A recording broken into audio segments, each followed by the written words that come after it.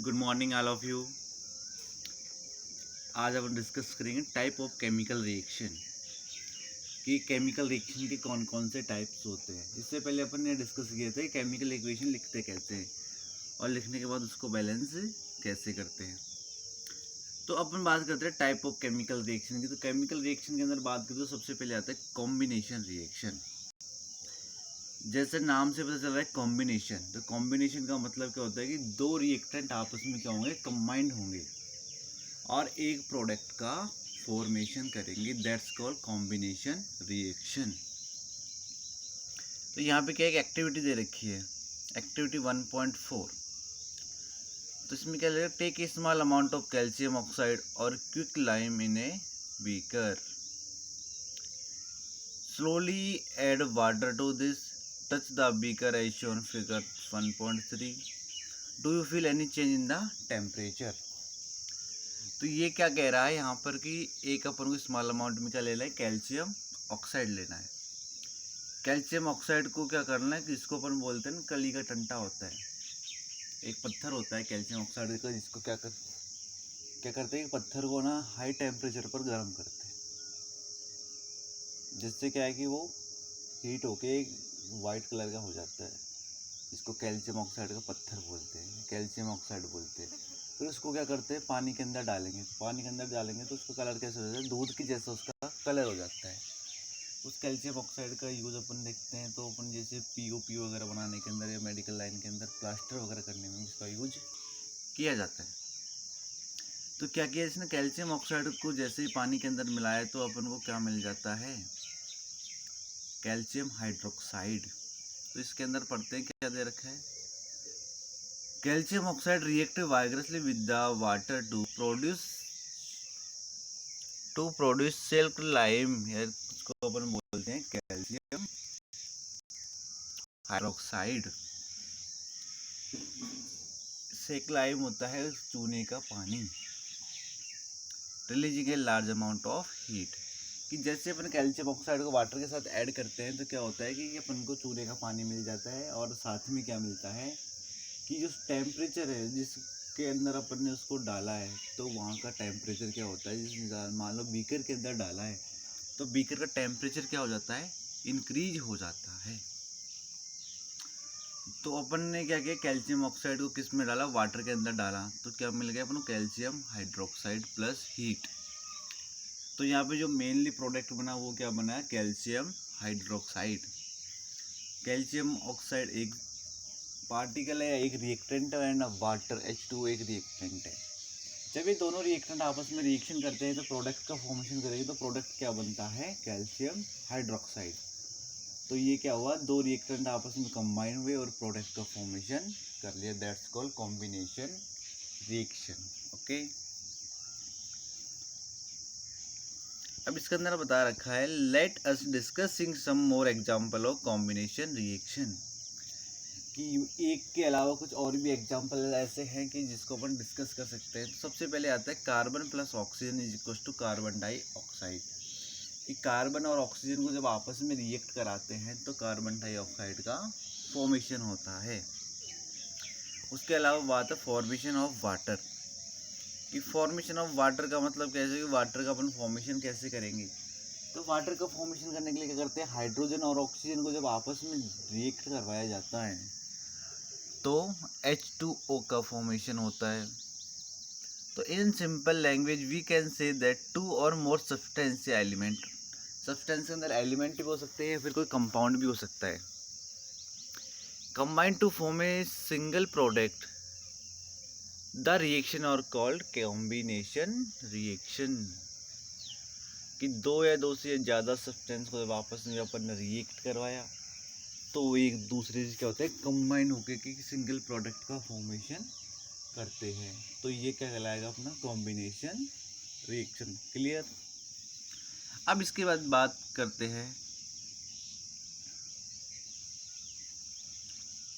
we all know that we need energy to stay alive. We get the energy from the food we eat. During digestion, food is broken down into simpler substance. For example, rice, potatoes and bread. Contain carbohydrate, क्योंकि जो rice होता है, potato है या wheat है, इसके अंदर क्या होता है, कार्बोहाइड्रेट होता है। These carbohydrates are broken down for the glucose. The glucose combine with oxygen in the cell or our body and provide energy. The special name of this reaction is respiration, the process of which you will study in chapter 6. ये बता रहा है कि respiration की process होती है, जिसके अंदर क्या होता है कि जो लार्ज पार्टिकल्स होते हैं वो स्मॉल पार्टिकल्स के अंदर टूट जाते हैं और अपन को क्या मिलता है, एनर्जी जनरेट हो जाती है, एनर्जी अपन को मिल जाती है। ये अपने 6th चैप्टर है रेस्पिरेशन, उसके अंदर डाइजेशन एंड रेस्पिरेशन। तो डाइजेशन के बाद रेस्पिरेशन पढ़ते हैं, तो वहाँ अपन इसको ब्रीफली पढ़ेंगे। अभी यहाँ पे अपन को ओनली कॉम्बिनेशन रिएक्शन दे रखे हैं। ये यहाँ पे क्या हुआ है कि कॉम्बिनेशन रिएक्शन के साथ हीट जनरेट होगी, इसलिए इसको यहाँ पे बता रखे हैं। अब नॉर्मली बात करते हैं, यहाँ पे अपन को ये दे रखा है, इसे क्यों दे रखा है, एक्सोथर्मिक एंड एंडोथर्मिक रिएक्शन को बताने के लिए। तो जैसे कि नाम से पता चल रहा है, एक्सो मतलब एग्जिस्ट होगी, उसमें से एग्जिट होगी, कि जब केमिकल रिएक्शन हो रही है तो उसमें से क्या होगी, जो हीट है वो क्या करेगा, उस रिएक्शन से निकलेगी। That's called exothermic reaction.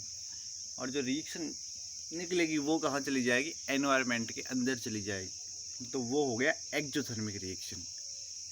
अब इसका जस्ट अपोजिट होता है एंडोथर्मिक।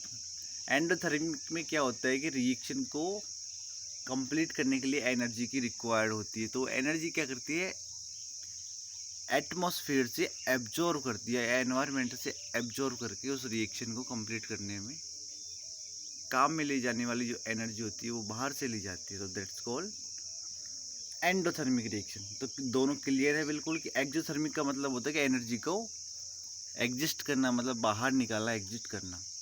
और एंडोथर्मिक का जस्ट में होता है कि एनर्जी को बाहर से एब्जॉर्ब करना। तो that's called exothermic and endothermic reaction. अब इसके बाद में आते हैं सेकंड नंबर की रिएक्शन है डीकम्पोजिशन रिएक्शन। अब डीकम्पोजिशन जैसे नाम से ही पता चल रहा है, डीकम्पोज, कि कोई एक ऐसा रिएक्टेंट होता है जो एक से ज़्यादा प्रोडक्ट के अंदर टूटता है। तो वो जो रिएक्शन होती है वो कौन सी रिएक्शन होती है, डीकम्बिनेशन। जैसे नाम से पता चला, डीकम्पोजिशन का मतलब कंपोज होना, डीकम्पोज मतलब, कंपोज का मतलब होता है जुड़ना, एंड डीकम्पोज का मतलब होता है टूटना। तो डीकम्पोजिशन रिएक्शन में क्या होता है कि जो अपना रिएक्टेंट वो एक से ज़्यादा प्रोडक्ट के अंदर टूटता है। तो अब इसके अंदर एक एग्जांपल दे रखा है, क्या दे रखा है, take about 2 gram ferrous sulphate crystal in a dry boiling tube. कि अपन को FeSO4 के क्या लेने हैं, क्रिस्टल लेने हैं। अब उसके बाद में क्या करना है, उसको note the colour of ferrous sulphate crystal, की कलर अपन को नोट करना है कि कौन सा कलर है। अब उसके बाद में क्या करना है, heat the boiling tube over the flame, कि उसको बर्नर के पास ले जाना है और उसको गर्म करना है, किसको, टेस्ट ट्यूब को। Observe the colour of crystal after heating, कि फेरस सल्फेट को एक टेस्ट ट्यूब के अंदर डालना है और उसको हीट करना है। हीट करने से पहले और हीट करने के बाद में उसका कलर अपन को देखना है। तो how you notice the green colour of ferrous sulphate crystal है चेंज, कि जो पहले कैसा कलर था, ग्रीन कलर था, वो कैसे हो जाता है, चेंज हो जाता है। You can also smell the characteristics order of burning sulphur, और अपन उस सल्फर की जो जलने की है उसकी स्मेल भी कर सकते हैं। अब क्या होता है, in this reaction you can observe that the single reactant break down in the simpler product, कि जो एक सिंगल प्रोडक्ट था ना, वो जो रिएक्टेंट था वो सिंगल था पहले तो, लेकिन बाद में क्या रहा है, वो मैनी ईयर प्रोडक्ट के अंदर चेंज हो रहा है। देख FeSO4 तो वो क्या बन गया, Fe2O3 फेरस ऑक्साइड बन गया, सल्फर डाइऑक्साइड SO2 बन गया और SO3 बन गया। तो 3 अपन को यहाँ पे क्या मिल जाते हैं, प्रोडक्ट मिल जाते हैं।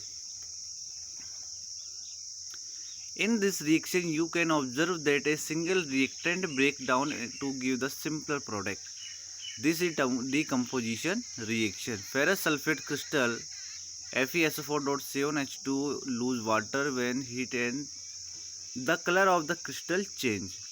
इसकी जब इसको गर्म करते हैं तो इसे हीट करते हैं तो इसका कलर भी क्या हो जाता है, चेंज हो जाता है। It then decompose to ferric oxide Fe2O3, sulphur dioxide SO2 and sulphur trioxide SO3 के अंदर क्या हो जाता है, ये डिकम्पोज हो जाता है। दैट्स कॉल्ड डिकम्पोजिशन रिएक्शन की एक जो रिएक्टेंट हो एक से ज़्यादा प्रोडक्ट के अंदर डिकम्पोज हो गया, दैट्स कॉल्ड डिकम्पोजिशन रिएक्शन। इसके अलावा बता रहा है कि CaCO3 लाइमस्टोन, जब लाइमस्टोन को गर्म करते हैं, हीट करते हैं तो क्या हो जाता है, वो क्विक लाइन कैल्शियम ऑक्साइड और कार्बन डाइऑक्साइड के अंदर चेंज हो जाता है। तो ये अपना हो गया क्या, डिकम्पोजिशन रिएक्शन। डिकम्पोजिशन, कंपोजिशन का जस्ट उल्टा, कंपोजिशन का मतलब ऐड हो जुड़ना और डिकम्पोजिशन का मतलब टूटना। अब उसके बाद में बात करते हैं यहाँ पे अपन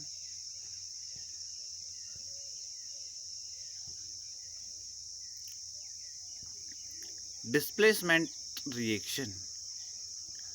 डिस्प्लेसमेंट का मतलब होता है कि एक रिएक्टेंट दूसरे रिएक्टेंट को क्या कर देता है, डिस्प्लेस कर देता है और उसकी जगह वो खुद आ बैठ जाता है और उसको वहाँ से हटा देता है।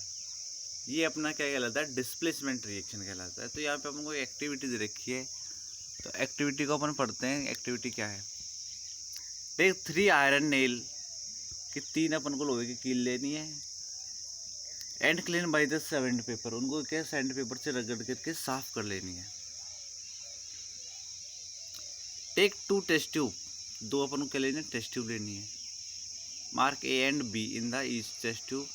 Take about 10 ml copper sulphate solution, उसके अंदर 10 ml क्या लेना है, कॉपर सल्फेट का सॉल्यूशन लेना है।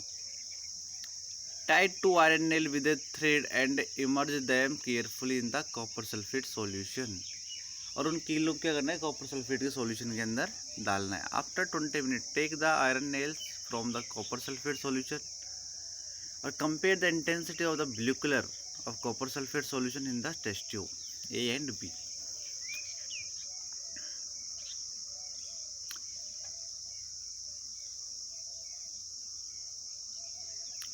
Also comparing the color of iron nails dipped in the copper sulfate solution and another keep aside। कहने का मतलब क्या है कि अपन को लेनी है कील, कील लेके बाद में क्या करना है, टेस्ट ट्यूब के अंदर डालना है कॉपर सल्फेट का सॉल्यूशन CuSO4 का सॉल्यूशन इसके अंदर डालना है और उसके अंदर क्या करना है, कील को लटका देना है या डिप कर देना है। तो 20 मिनट बाद अपन क्या देखते हैं कि जो नेल थी वो कैसे हो जाती है, ब्राउन कलर की हो जाती है, और जो अपना कॉपर सल्फेट का ये सॉल्यूशन था जो नीला कलर था, ये देखो डायग्राम के अंदर दिख रहा है, वो क्या हो जाता है, लाइट ब्लू हो जाता है। डार्क ब्लू से क्या हो जाता है, लाइट ब्लू हो जाता है। तो ऐसा क्यों होता है, ये इसको अपन को यहाँ पे डिस्कस करना है। तो इसके बारे में पढ़ते हैं। Why does the iron nail become brown, कि आयरन की नेल थी, जो कील थी, वो ब्राउन कलर की हो गई है।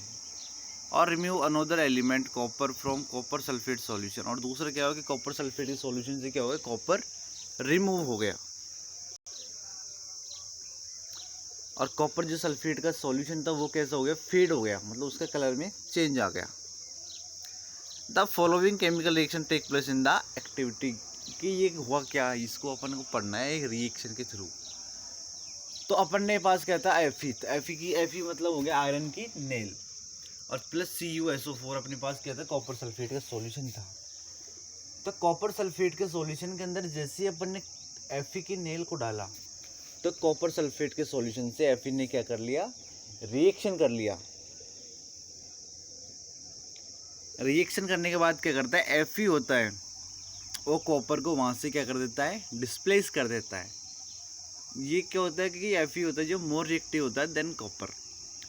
तो Fe क्या करता है, कॉपर को वहाँ से डिस्प्लेस कर देगा और डिस्प्लेस करके उसकी जगह खुद आ जाएगा और क्या बना लेगा, FeSO4 फेरस सल्फेट बना लेगा, कॉपर सल्फेट से फेरस सल्फेट का फॉर्मेशन कर लेगा और प्लस में क्या बन जाएगा, कॉपर बन जाएगा। कॉपर है जो अलग हो जाएगा, मतलब अलग कॉपर डिपॉजिट हो जाएगा, जिसके कारण क्या कि कलर फेड हुआ है इसका। तो ये अपना क्या हो गया, एक तरीके का डिस्प्लेसमेंट रिएक्शन हो गई। फिर इसके बाद में बात करते हैं, in this reaction iron has displace और remove another element copper from copper sulphate solution. This reaction is known as displacement reaction. अब इसके बाद में Zn+CuSO4 कि जिंक की भी अगर कॉपर सल्फेट के साथ ऐसे रिएक्शन कराते हैं तो क्या होता है ZnSO4 plus copper. And Pb+CuCl2 अगर लेड की Q+ क्लोराइड के साथ रिएक्शन कराते हैं, कॉपर क्लोराइड के साथ रिएक्शन कराते हैं तो क्या बन जाता है PbCl2 और कॉपर को वहाँ से क्या कर दिया जाता है, डिस्प्लेस कर दिया जाता है। तो ये हो गया अपना डिस्प्लेसमेंट रिएक्शन। डिस्प्लेसमेंट सीधा है कि किसी एलिमेंट की जगह दूसरा एलिमेंट आ जाना और उसको वहाँ से क्या कर दिया जाता है, रिमूव कर दिया जाता है। ये क्या कहलाता है अपना डिस्प्लेसमेंट। सीधी सी बात है कि अगर किसी चेयर पे कोई पहले से आदमी बैठा हुआ है और उस चेयर से उस आदमी को हटा करके दूसरा आदमी को उसके ऊपर बैठा देना और उसको वहाँ से निकाल देना, यह कहलाता है अपना डिस्प्लेसमेंट रिएक्शन कहलाती है। ठीक है, अब इसके बाद में डबल डिस्प्लेसमेंट, उसको अपन पढ़ेंगे नेक्स्ट क्लास में।